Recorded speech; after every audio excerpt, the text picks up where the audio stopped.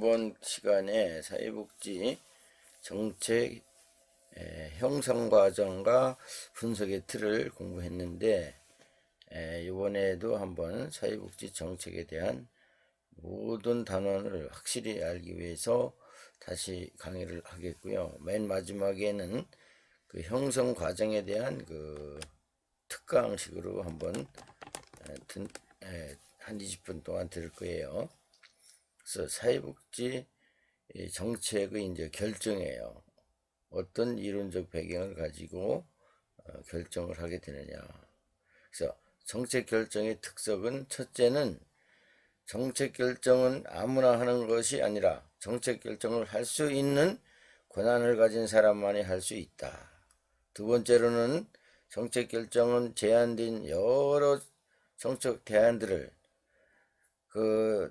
가운데 사회 여러 세력들의 이해관계 속에서 정책 결정자가 최종 해결 대안을 선택한다는 점에서 특성이 있다.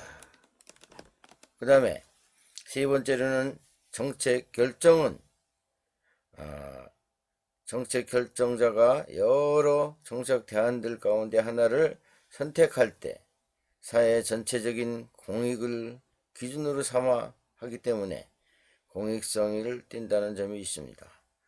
네 번째로는 정책 결정이 공익성을 띠긴 하지만 문제를 둘러싼 사회 세력들 사이의 타협의 산물이기 때문에 해당 문제의 해결만을 고려하는 것이 아니라 다른 정책과의 관계 및 장래의 사회적 상황 변화 등 사회 전체적인 입장에서 거시적인 시각이 필요한 것입니다. 그래서 사회복지 정책이야말로 우리 모든 국민들에게 미치는 영향이 지대하기 때문에 이러한 특성을 가지고 반영을 해야 된다는 것입니다. 그 다음에 전번에 이런 모형이 있다고만 말씀을 드렸죠. 그래서 이 모형에 대한 설명을, 그러니까 정책 결정의 여러 가지 방법이라는 뜻이에요. 그래서 합리적 이 모형이라 하면은 합리 모형, 이게 이제 라테이셔널 틀인데 모델, 이 합리적인 모델은 정책 결정자가 이성과 고도의 합리성에 따라 행동하고 결정한다고 보며 목표나 가치가 명확하고 고정되어 있다는 가정하에 목표 달성에 극대화를 한 합리적 대안 탐색 선택을 추구하는 이상적 규범적 모형 최선의 정책을 만들어 감이라고 얘기했어요. 근데 현실에서 이 한계점 보겠어요. 그 다음에는 만족모형이에요. 만족모형은 마치와 사이먼이라는 그런 학자가 얘기를 했어요. 그래서 1958년에 의하면 객관적으로 존재하는 상황이란 인간의 능력으로 인지하기에는 너무나 복잡하기 때문에 개인이나 조직은 이를 간소화하여 최선의 대안을 찾는 것이 아니라 주관적으로 만족할 만한 대안을 선택한다고 본다. 이처럼 만족모형은 인간의 모든 것을 인식할 수 있는 능력이 부족하고 제한적으로 합리적 결정을 하기 때문에 정책 목표나 정책 상황을 간소시켜 인지할 수밖에 없다는 가정에서 출발한다. 그래서 모든 정책에 적용하기 만족시키기가 어렵다. 단점에는 이런 걸 가지고 있어요. 그 다음에 점증모형이에요. 점증모형은 정치인은 과거의 정책 결정을 기초로 하여 약간의 변화를 추구하면서 새로운 정책 대안을 검토하고 점진적으로 수정하는 과정을 거친다고 보고 있어요. 그래서 여기에 보면은 이런 합리적이지 않으므로 점진적 발전 기대, 합리적 과정만이 아님을 강조하고 있어요. 타협이 필요하다고 생각을 하고 있어요. 이거 서로 타협. 그래서 점진에 대한 확고한 기준이 없다. 기존의 것을 수정하면서 발전한다. 타협을 하면서 이렇게 수정해 나간다는 거예요. 보수적인 무형이라고 평가받기도 한다.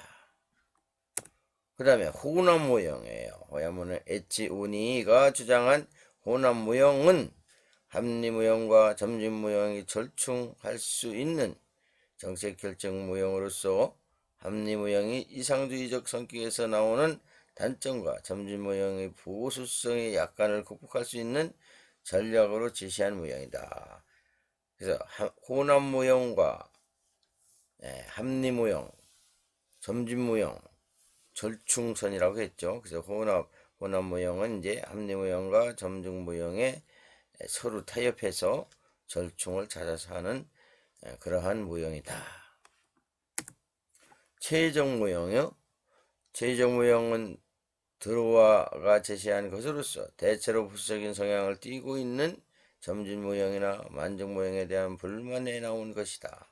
이 무형은 합리 무형과 점진 무형의 혼합을 주장하고 있다는 점에서는 에치오니의 혼합 무형과 비슷하나 양자의 단순 학계적 혼합이 아니라 합리성과 초합리성을 동시에 고려하는 체적 중심의 규범적 체적 무형을 제시하고 있는 점이다. 이 혼합 무형은 체적으로 아주 국민들에게 미칠 수 있는 그런 무형을 만드는 것이 체적 무형이다. 쓰리기통 무형이라는 게 있어요. 쓰리기 한 통에 모이듯이 우연히 각 기관의 특성 흐름 흘러들 때에 의사결정이 이루어진다. 모든 의제가 이슈가 아젠다가 다 모여들 때 이 무형보다 복잡하게 급변하게 혼란한 상황 속에서 조직이 어떠한 의사결정 형태를 나타내는가에 적합하며 코헨, 마치 홀슨이 주장했다. 그래서 서로 다른 흐름이 우연한 계기에 만나서 정책이 이루어진다. 그래서 정책의 창문이 열린다고도 표현했다.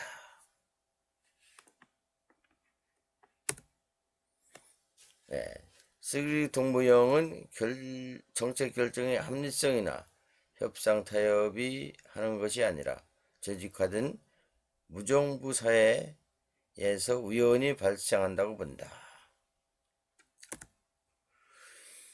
여기 보면은 쓰레기통 무형은 이제 흐름을 여기 돼 있어요. 참여자는 정치인도 참여하고 이익 집단, 언론, 클라이언트, 관료, 연구자 이렇게 흐름이 모여서 여러 가지 상황을 혼합해서 모여서 의제가 결정되고 아젠다가 형성이 되어서 결정된다. 이런 그림을 있습니다.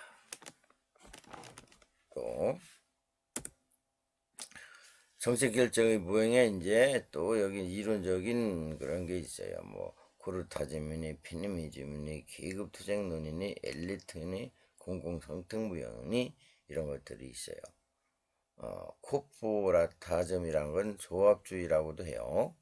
노사정, 삼자 협의 정책 이런 게 이제 스웨덴에서 많이 이 코르타 무형을 하고 있어요. 노사 간의 협의, 협상, 정부, 노사 간의 물가, 복지 등 결정.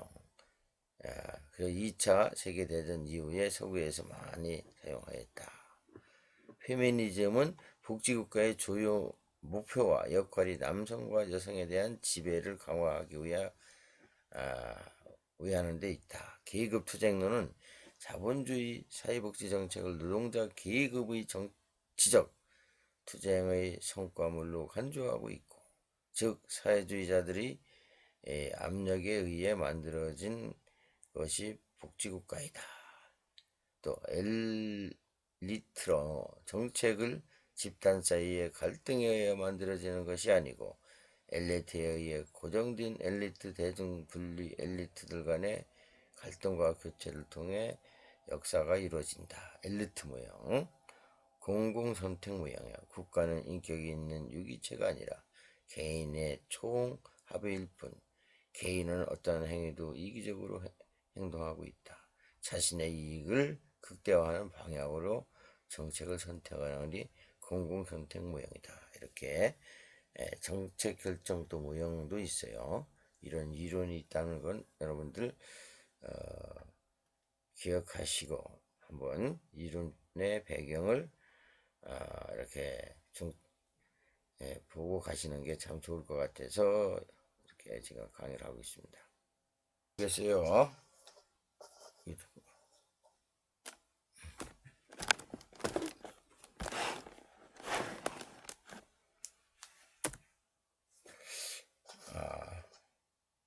그래서 사회복지 정책이 결정에 영향을 미치는 요인들이요. 정책 과정에서 참여자가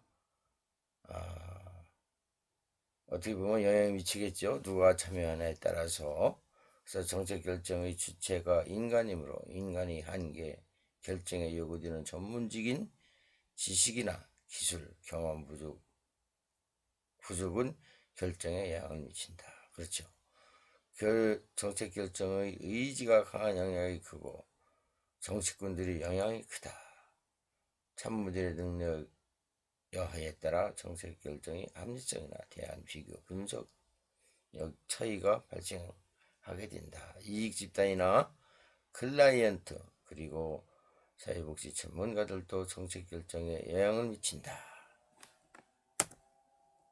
또 여기 보면 정책 결정 구조의 틀이에요. 그래서 정책 결정의 구조는 정책 결정에 필요한 자원을 흡수하고 합리적 정책 결정이라는 산출을 하는 전환 기구로서 이것이 구체적으로 정부의 관료제라고 할 수 있다. 지나친 직거나 무질서한 구조, 조직의 관습, 의사 전달의 국가 정책 결정에 영향을 미치고 있어요. 또 우리나라의 경우 정보 자료 부족, 부정확한 정책 전담 기구의 결여 등 합리적 정책 결정의 제약이 현재 우리나라는 약간의 미흡한 게 사회복지 정책이라고 볼 수 있어요. 그래서 필드에서 많이 수정을 하고 또 대안을 찾고 이런 경향을 많이 볼 수가 있습니다. 또 정책 대안 존재예요. 정책 실무자나 정책 분석가, 정책학을 강의하는 교수, 정책 전무들이 작성한 대안이 존재할 경우 정책 과정에 영향을 미치죠.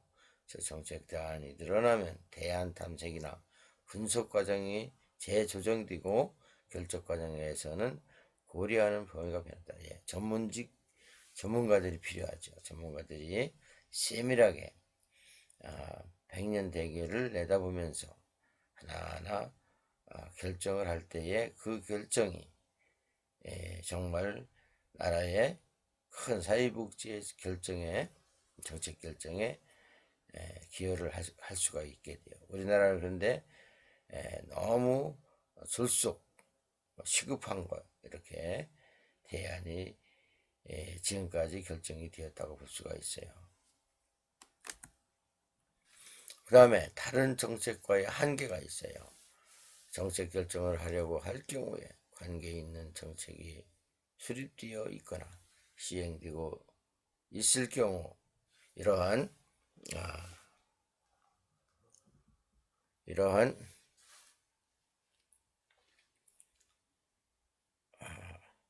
수립되고 있거나 시행되고 있을 경우 이러한 정책들과 관계나 영향을 고려하여 결정하게 된다.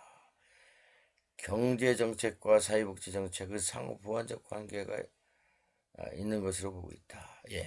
우리나라의 이제 경제적인 정책, 경제학 부서에서 이제 사회복지정책과의 상호 관계를 가져야 된다.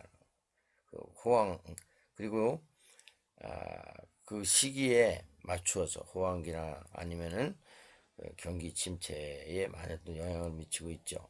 그래서 호황기에는 사회복지 정책 재정 지출을 줄이고 세원을 더 징수하고 불황기에는 사회복지 정책을 지출을 늘리고 세금을 줄여서 경기 조절을 하기 때문이다.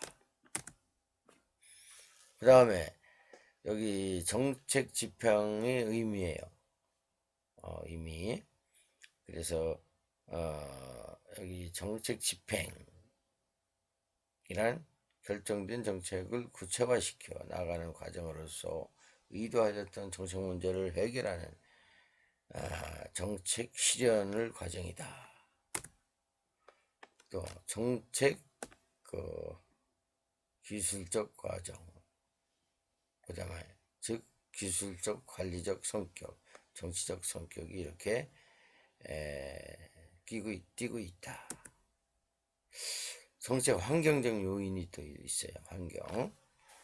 환경이라 하면 이제 하나의 이제 그 나라의 경제적인 시기, 그 시장 경제에 따르는 하나의 변화 이런 것들을 참조하는 것이 정책 환경적 요인이라 하겠습니다. 사회복지 정책의 형성 및 정책 참여의 형태에 영향을 미치는 환경적 변수로서 정치, 또 쿠데타, 선거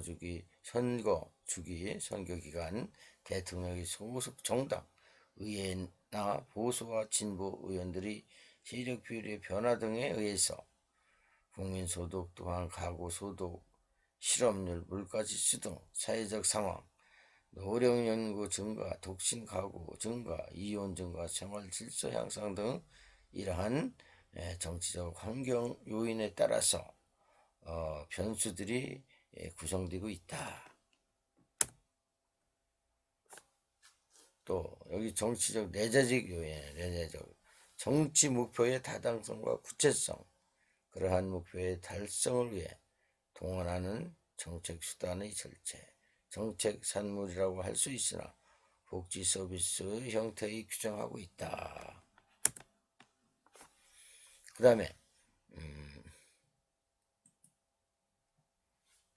다음에 정치 형태적 요인이에요.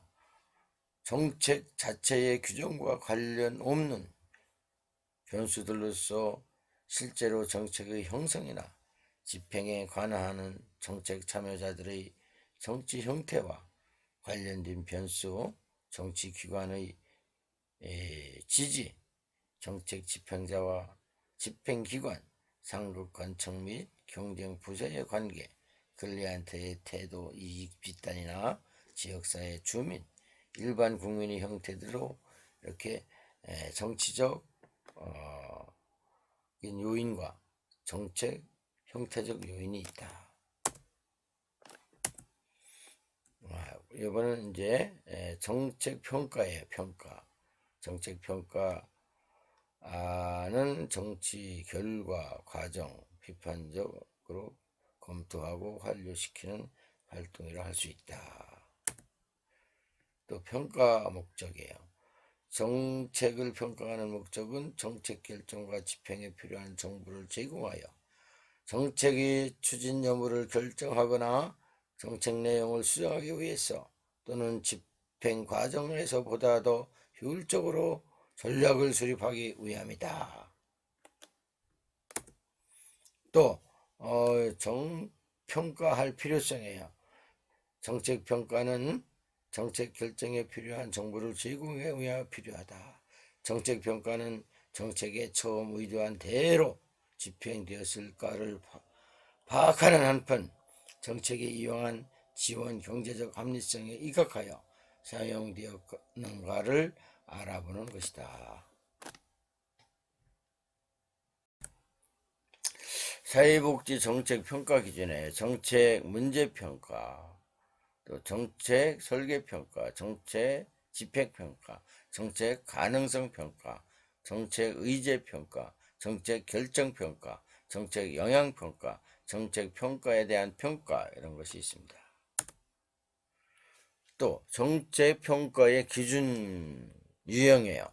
효과성, 능률성, 적당성, 공평성, 대응성, 반응성이라고도 해요. 적절성 이런 것들이 다 갖추어져 있는가의 기준을 가지고 해야 된다. 설명은 여러분들이 참고하시면 되겠습니다. 그 다음에 정책 평가의 과정, 평가 목표의 설정, 그 다음에 정책 프로그램 내용 파악, 자료 수집 준비, 의사소통 발표, 평가 범위 설정, 평가 설계, 자료 분석과 해석, 결과 활용, 이렇게 정책 평가 과정도 있습니다. 형성 과정도 있다시피 이렇게 평가 과정도 있어요. 인적 요인은 정책 평가자들이 있고, 그 다음에 클라이언트가 있고, 정책 담당자, 주민, 일반 국민들이 인적 요인이 되겠습니다. 또 정책 평가 영향을 미치는 중요한 요인이에요. 시간적 요인, 제도적 요인, 기술적 요인, 정책 자체 요인 등이 있다. 그래서 여러분들이 이제 지금 20분인데 그 형성 과정에 이거는 특강으로 한번 들어보세요. 그 사회복지 형성 과정이 참 중요합니다. 그래서 특별 강사가 하는 걸 한번 제가 참고해 드리겠습니다. 자, 이어서 갑니다. 9절입니다. 사회복지 정책의 형성 과정입니다. 자, 우선 이게 이제 구체적인 어떤 절차적인 문제를 볼 수 있는데요. 자, 1번에 보시면 사회복지 정책의 형성 과정에서 요 순서대로 간다라는 거죠. 한번 봐두실 필요는 있어요. 한번 보죠. 문제가 우선 형성이 돼야 되죠. 사회 문제가 뭐다라는 거. 그 다음에 이제 아젠다. 이게 이제 아젠다 그러면 의제라고 되어 있는데, 이게 그 말 그대로 앞으로 논의해야 할 것이 무엇인가가 추려져야 된다는 얘기예요. 그래서 사실 여기에 지금 아젠다가 바로 나와 있는데, 이 아젠다는 이렇게 합니다. 이슈가 있고 그 다음이 아젠다로 가요. 아젠다 이렇게 합니다. 순서상 이거 참고하시고요. 자, 아젠다가 형성되면은 대안이 나와야 되겠죠. 그래서 대안의 형성이 돼야 되고, 대안이 쭉 있었다 그러면 그 중에 하나를 결정하고, 그 다음에 결정했으면 집행 평가해야 되죠. 자, 크게 어렵진 않으나 한번 정도 봐두셔야 되겠고요. 자, 그 다음 이제 순서대로 문제 형성이에요. 문제의 특성이 뭐냐 했는데 어려움은 없으니까 교재로 보죠. 많은 사람이 해결돼야 한다고 인식한다. 사회적으로 형성돼야 하고 사회적 속성에 영향을 받는다. 다음 시대와 장소에 따라 분명히 사회 문제라는 건 다르죠. 같을 리가 없고요. 사람들의 불충족한 욕구와 관련. 자, 문제로 인해 고통받는 사람이 스스로 해결이 어려워야 되고, 그다음에 정책상 대책이 요구되는 문제로 인식된다. 자, 좀 전에 제가 아까 말씀드린 이슈예요. 그렇죠? 이슈. 그 다음에 3번이 아젠다라고 되어 있는데, 이 이슈에 대해서는 시험상에서는 나올 것이 없어요. 그래서 뭐 크게 눈 넣지 않으셔도 되고요. 광의 협의 정도 그냥 구분해서 읽고 지나가십니다. 광의. 자, 문제는 요구가 공공의 관심을 끌어 공공정책상의 논점으로 실시됐다. 그러면 이제 넓은 의미에서 이슈. 자, 좁은 의미, 협의로 가게 되면 공공정책상의 논점으로 존재하지만 뭐가 있다? 이해 갈등이 있다라는 거죠. 누가 득이 되면 누군 손해보고, 이런 것들의 갈등이 게재되면 협의로 봅니다. 읽고 가시면 되고요. 이슈 제기자는 큰 의미는 없어요. 국민 누구나가 이슈 제기자가 될 수 있어요. 결론적으로. 그럼 클라이언트, 전문가, 언론, 정치인 등만 있는 거는 아니기 때문에 가볍게 지나가셔도 되고요. 그 다음 아젠다입니다. 한번 보죠. 자, 아젠다란 공공정책으로 전환되기 위하여 정책 결정자들의 관심을 불러일으키고 논의될 수 있는 상태에 있는 문제나 이슈. 그래서 의제의 목록이다 보통. 그래서 이 아젠다가 의제의 목록이 되는 거죠. 의제 목록. 그러니까 수많은 이슈들 가운데 여기로 넘어가더라 제가 말씀드렸고요. 그다음 이것도 참고만 해보죠. 2번, 3번이 업이슈, 넌 이슈라는 거하고 가짜 의제라는 게 있어요. 그러니까 무슨 얘기냐면 원래는 이렇게 가는 게 순서인데 여기에서 일로 넘어가지 못하는 게 있더라. 왜냐하면 이슈가 정치하는 사람들이 이걸 막는 경우가 있어요. 사회적으로 논란이 되거나 이런 문제들, 그네들의 어떤 그 정치적 역량을 좀 떨어뜨릴 수 있는, 영향력을 떨어뜨릴 수 있는 것 때문에 이 사회적으로 좀 논의 안 됐으면 좋겠다라는 걸 이렇게 통제하는 경우가 있습니다. 그래서 여기서 이렇게 못 간다. 요걸 업 이슈다라고 하게 되는 거고, 그다음 옆에 가짜 의제는 여기까지는 온 거예요. 아젠다까지는 온 건데 논의가 되지 않는다 이거예요. 그러니까 이 아젠다까지는 왔다는 얘기는 논의를 할 수는 있는데 정책 결정자들이 근데 얘네들이 안 하고 그냥 책상 머리에 쌓아놓고 있는다는 얘기죠. 그래서 이거를 가짜 의제다. 가짜 의제라고 한다. 요 구분할 수 있겠죠? 어비슈, 가짜 의제. 자 이렇게 설명하게 해주시고 자 그다음 한번 자, 정책의 의제 형성에 영향을 미치는 요인 했는데, 자, 이것도 뭐 큰 의미는 없습니다. 뭐 이슈 중개, 당사, 결정자 등등, 또 마지막에 보면 일반 국민까지 있기 때문에 역시 시험상에서 나올 거는 없습니다. 자, 그 다음에 이번에 콥과 엘더 해가지고 아젠다 분류부터 나오죠. 자, 여기서는 앞에 제목만 보시면 돼요. 콥과 엘더에서 A번의 체제 아젠다, B번의 제도 아젠다 그랬어요. 그러니까 이 체제 아젠다가 조금 넓은 개념이에요. 어떤 분야를 얘기하는 거고요. 그죠? 그 다음에 제도는 그 중에서 구체적 사항을 보통 제도 아젠다라고 합니다. 그래서 앞에 게 넓고 뒤에 게 좀 구체적이다. 이 정도만 제목만 체크하시면 되고요. 그 다음 킹돈도 역시 정부 결정인데 이것도 제목만 체크하셔도 되겠어요. 다만 주의하실 건 거기 B번의 결정 아젠다 봅니다.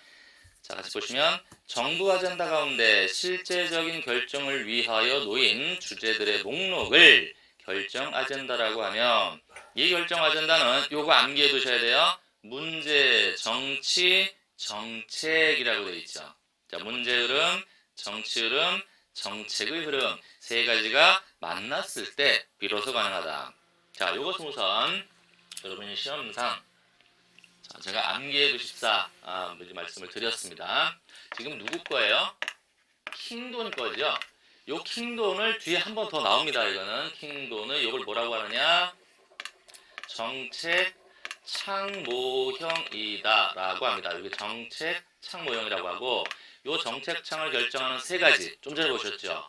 문제, 흐름, 다음 정치, 흐름, 다음에 정책, 흐름.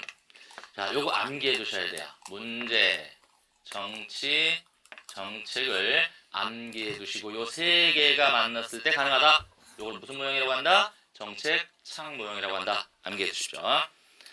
자, 그다음에 3번 아이스톤 분류는 큰 의미 없고요. 자, 밑에 보시면 정책적 1원론과 2원론이 나오는데요. 자, 이것도 제가 짤막하게 정리를 좀 해드리죠. 자, 정치행정. 자, 첫 번째, 두 번째, 정치행정. 자, 1원론. 자, 1원. 하나의 차원이라는 얘기잖아요. 그죠? 그 다음에 정치행정. 2원론. 2원. 두 가지 차원이다. 그럼 뭐가 하나고 뭐가 두 개냐의 문제인데, 자, 정책의 결정과 집행의 문제입니다. 그러면 1원이라는 것은 정책의 결정과 요 결정, 다음 집행이 모두 정치 과정. 자, 이렇게 설명이 되고요. 그러니까 결정하는 건 분명히 이해득실이 갈리죠. 어떤 정책이든지 간에 이렇게 결정, 뭐 특정하게 결정이 되면 누구한테는 유리하고 누구한테 불리하게 돼요. 정책이라는 게, 결정이라는 게. 근데 이게 정치 과정인데 집행도 이게 집행이 될 수도 있고 중간에 뭐 연기될 수도 있고 또는 심지어 집행 과정에서 중단될 수도 있고 이러기 때문에 이 둘 다 모두 정치 과정이다. 그래서 1원론이다라고 보는 것이 정책적 1원론이고요. 정책적 2원론은 요게 갈려요. 이렇게 정책의 자, 결정은 정치 과정이 맞다. 이 결정이라는 건 이해득실이 갈리기 때문에 정치 과정이 맞는데 집행은 순수한 기술적 과정이다. 이건 이해관계를 따지는 것이 아니라 빠른 기간 안에 빨리 집행만 하면 된다. 그래서 이 집행은 기술적 과정. 자, 이렇게 설명하면 돼. 이게 나뉘었죠? 이렇게 나뉘었죠? 자, 결정은 정치 과정이고 집행은 기술적 과정이다. 자, 이렇게 정리해 주시면 어렵진 않네요. 자, 그 다음에 실질적으로 시험상 빈출되는 것은 여러분 94쪽에 있는 4번이에요. 정책결정 관련 이론입니다. 자, 이거는 분명히 한번 정리해 두셔야 되고요. 출제율이 꽤 높다 기억해 두셔야 돼요. 자, 그럼 제가 교재상 참고하시면서 제가 정리를 해드리도록 하죠. 자, 우선 첫 번째가 무슨 모형이 나오냐면 합리 모형이 나옵니다. 이게 무슨 얘기냐면 앞서 제가 이제 정치과정, 정책 결정 과정을 하게 되는데 말씀드렸다시피 문제가 있다. 그럼 대안이 있겠죠. 그럼 대안이 하나만 있는 게 아니라 여러 각계 다양한 사람들이 다양한 대안을 내놓을 거란 말이에요. 그럼 이 대안을, 이 많은 대안들 중에 어느 하나를 선택을 했다라는 거예요. 그럼 이 선택을 왜 했니? 이유가 뭐지? 라고 했을 때 답을 주려는 이론들이에요. 이것이요. 나는 이래서 여러 대안들 중에 이걸 선택했어 라고 가는 겁니다. 자, 그럼 첫 번째가 합리 모형입니다. 이 합리 모형은 인간보다 더 합리적 존재는 없다에서 출발합니다. 이 지구상의 모든 유기체 가운데 인간만큼 합리적, 이성적 사고를 하는 존재는 없다. 따라서 인간은 여러 대안들을 집행해 보기도 전에 딱 검토만 해보면 어느 것이 가장 나은 안인지 선택할 수 있는 능력이 있다에서 출발합니다. 그렇죠? 자, 이건 이유여를 막론하고 이 이론에서 그렇게 본다라는 거예요. 그러니까 인간 고도의 합리성의 기초. 자, 여기 고도. 따라서 뒤에 나오는 모든 모형들 가운데 가장 합리성이 높은 것은 합리 모형이에요. 말 그대로. 가장 이상적으로 합리성을 다 발휘할 수 있다. 따라서 인간의 자, 이거를 조금 달리 써볼까요? 인간 능력의 무한한 신뢰의 바탕을 두고 있다. 자, 인간은 모든 대안을 탐색을 다 할 수 있고 체계적으로 탐색할 수 있고 그 중에 가장 나은 하나를 선택할 수 있는 능력이 있다고 믿는 겁니다. 그렇죠? 어려운 거 없죠? 자, 그 다음에 세 번째, 모든 대안을 순차 체계적으로, 자, 탐색이란 말 어렵지 않죠? 모든 대안을 순차 체계적으로 검토해 본다라는 거예요. 검토하고 그 결과 가장 나은 안, 가장 최선의 안을 선택한다는 겁니다. 최선의 대안을 선택할 수 있다. 이렇게 가요. 선택할 수 있다. 자, 그런데 이러려면은 이 합리 모형에서는 기본 전제가 있다라는 거예요. 기본 전제는 선택을 위한 정보는 모두 알고 있다라고 가정해요. 자, 그다음 또 선택 기준도 명백하다.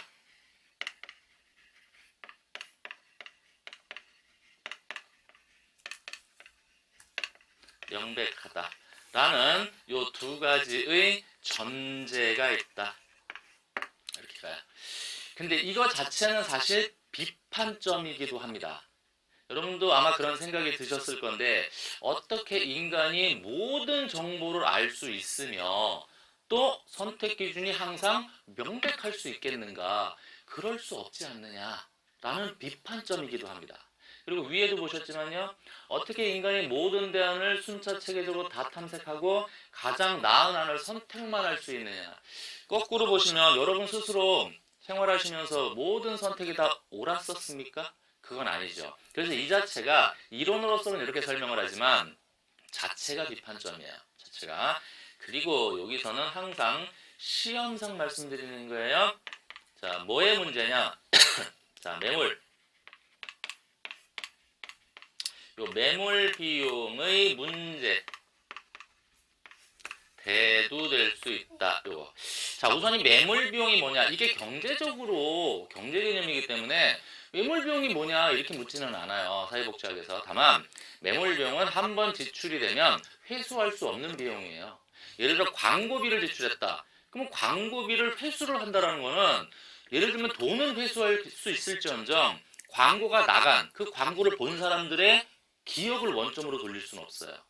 그걸 기억을 사라지게 안 본 걸로 만들 수 없죠. 그러니까 원점으로 돌릴 수 없는 것들이에요. 그러다 보니 매몰 비용의 효과라는 게 나타나는데 이거는 손해되는 건 알면서도 그냥 계속 지속하려는 현상입니다. 여기 매몰 비용. 근데 이게 이제 합리 모형에서 이게 왜 나왔느냐의 문제예요. 여러분 합리 모형에서 선택이 예를 들어 자 예를 들면 A, B, C라는 안이 있는데 이 중에 B를 선택했다고 합시다. 예를 들면. 근데 이게 해보니까 효과가 별로 없어요. 그러면 A나 C로 나중에 갈아탈 수 있을까요? 바꿀 수 있을까요? 없습니다. 그 이유 중에 하나가 매몰 비용이에요. 비용을 지출해버렸기 때문에 B를 선택하기 이전 상태로 돌릴 수가 없습니다. 그렇죠? 그런 데가 또 하나가 자 A가 효과가 안 좋아요? 그러면 B가 그러면 A나 C로 나중에 바꿀 수 있겠습니까? 라고 했을 때 못 바꾸는 결정적 이유는 만약에 A로 안을 바꿨다 그러면 처음 B의 선택이 잘 됐다는 얘기인가요? 잘못됐다는 얘기인가요? 잘못됐다는 얘기죠. 그러면 이 이론 자체를 스스로 부정하는 거죠. 왜냐하면 모든 걸 다 체계적으로 탐색하고 가장 나은 안은 최선의 안을 선택할 수 있다 그랬는데 그러면 처음부터 A를 선택했어야 맞는 거죠. 논리적으로. 그렇죠? B를 했다가 나중에 A로 못 간다는 얘기가 돼요. 이해되시겠죠? 자, 뭐 어려운 이론들은 아니에요. 자, 여기 나와 있는 요것들 합리 모형에서 잘 기억을 해두시면 좋겠습니다. 자, 그다음 자 2번 가겠습니다. 만족 모형 갑니다. 자, 뭐 이렇게 정리하면 뭐 어려울 거 없네요. 만족 모형.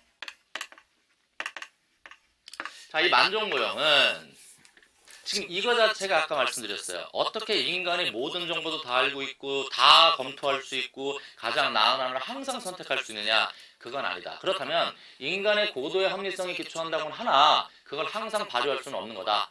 그래서 이 만족 모형은 제한된 합리성을 갖고 있다. 그러니까 인간이 완전히 비합리적 존재는 아닌데 그렇다고 고도의 합리성도 아니다. 그래서 제한된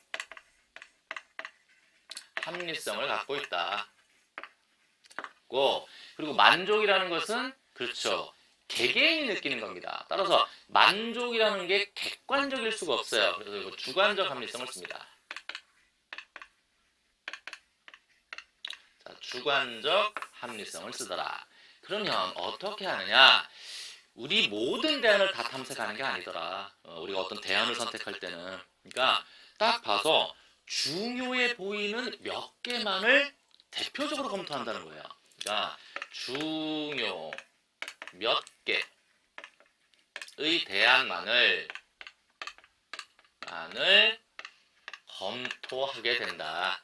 다 한다. 이거 비교하셔야 돼요. 이건 모든 대안을 한다 그랬고요. 합리 모형은 이건 중요 몇 개의 대안만을 검토한다. 그리고 만족도에 딱 이르는 이 정도면 만족하겠는데 이 정도면 대안 되겠는데 그러면 선택 후 더 이상은 검토하지 않습니다. 더 이상 탐색을 중지하게 됩니다. 자, 됐죠? 자, 그다음 문제는 여러분 이런 경우 한번 생각해 보죠. 자, 이거는 제가 뭐 약간의 그림을 구현해서 만약에 선택자가 만족도가 이만큼을 원해요. 이만큼의 만족이 있는 거를 원해. 예를 들면 이랬어요. 근데 대안들을 보니까 다 요만요만해요. 다 요만요만한 거야. 이런 대안들이 나와요. 그러면 이 만족도 수준에 이르는 게 아직 없지요. 이만큼 공백이 있죠. 그러면 이게 나올 때까지 계속 할 것인가? 아니라는 거예요. 아까 몇 개 한다 그랬잖아요. 몇 개를 해보니까 이 만족도에 이르는 게 없어요. 이런 경우는 어떻게 하느냐? 만족도 수준을 낮춰버리는 거예요. 낮춰서 그나마 맞는 걸 선택한다는 거예요. 이해되시겠어요? 따라서 이걸 조금 정리해서 써드리면 만족에 이르는 대안이 없을 경우 만족도 수준을 낮춘다는 겁니다.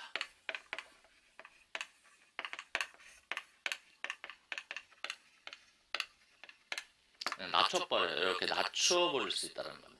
요거 이해되시겠죠? 무슨 얘기인지요? 자, 그 다음에 지금 이거는 여러분 느낌상 아주 적극적으로 새로운 어떤 정책이나 대안을 발굴하려는 노력을 하는 게 아니라 기존에 있는 것들 또는 제시된 것들을 보고 내 만족도에 이르냐 못 이르냐를 그냥 판단하는 정도죠. 그렇죠? 그러다 보니까 보수적 경향이 강합니다. 혁신적인 성격이 없고요. 그냥 기존에 있는 거에서 찾아보는 정도예요. 그래서 보수적 성격이 강하다 해야 돼요. 보수적 성격이 굉장히 강한 정책 결정 이론이다 이렇게 보시면 되겠어요. 자, 교재상에서 참고해서 보시면 뭐 크게 어려운 얘기 없겠고요. 자, 그럼 세 번째 가보죠. 자, 세 번째. 자, 무슨 모형입니까? 자, 점증 모형으로 나와 있죠. 뭐 점증 모형도 어려운 건 없네요. 자, 3번 점증 모형. 점증이라는 게 점점 증가한다라는 개념으로 보이시는데 그렇다기보다는 점증 그러면 뭔가 예전 거와 조금 바뀐다라고 이해하시면 돼요. 그러니까 이 점증 모형은 1번의 아까 합리 모형과는 완전히 반대예요. 아까 1번의 합리 모형은 인간이 고도의 합리적 존재다. 따라서 대안을 다 검토하면 어느 것이 다 낫다라는 걸 알 수 있다 그랬어요. 이건 그 반대로서 인간은 합리적 존재가 아니다라는 겁니다. 비합리적 존재. 인간은 합리성을 갖고 있지 않다. 따라서 새로운 대안이나 혁신적인 것을 만들 수가 없다. 그러면 어떻게 하느냐? 기존의 정책을 일부 수정 사용하자. 기존의 정책 일부 수정 사용하자. 이렇게 가는 거야. 기존의 정책을. 그러다 보니까 이런 성격이에요. 혁신적이거나 쇄신적이거나 창의적 등과는 거리가 멀어요. 그렇죠? 그러니까 이것도 역시 보수적 경향이 강하죠. 자, 혁신, 쇄신, 창의적인 거하고는 전혀 거리가 멀다. 기존에 있는 걸 조금 수정해서 쓰자고 했어요.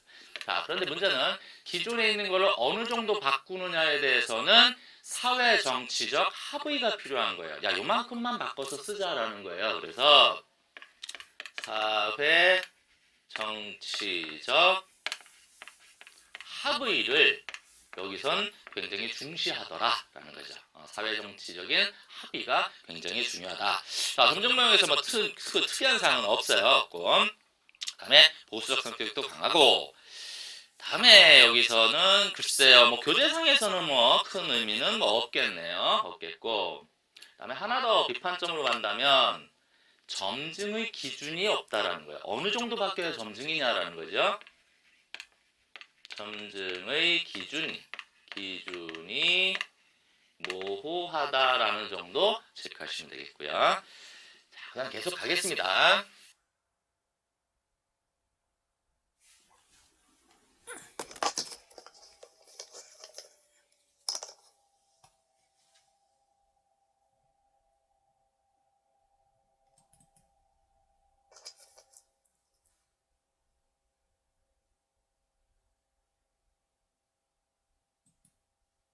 예, 여기까지 여러분들이 그 모형에 대해서 설명을 잘 들으셨죠? 이렇게 그 공무원 시험이나 1급에서는 이런 제출이 많이 나와요. 그래서 제가 중요하기 때문에 이 동영상을 잠깐 청취하셨어요.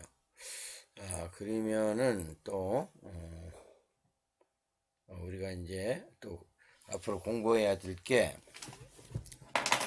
여기 교재를 보겠어요. 교재를 보면은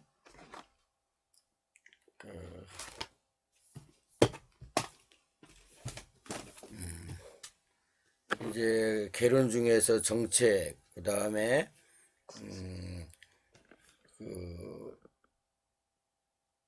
우리가 이제 사회복지가 정책도 있고 행정론도 있고 또 그다음에 지역사회 복지론, 뭐 조사론 이런 것도 조금씩인데 다 이렇게 짚고 넘어갈 거예요. 그래서 여러분들이 이제 하나하나 이렇게 기억하시고 공부해 나가시면 앞으로 이제 한 학기 동안 기론에 대해서 어느 정도 파악을 하시고 또 과목마다 강의를 듣게 되죠. 그러면 완벽하게 좋은 결과를 가지고 여러분들이 공부를 하실 것 같습니다. 이렇게 한 50분 동안 수고들 많이 하셨어요. 다음에 또 강의를 하겠습니다. 수고들 많이 하셨습니다.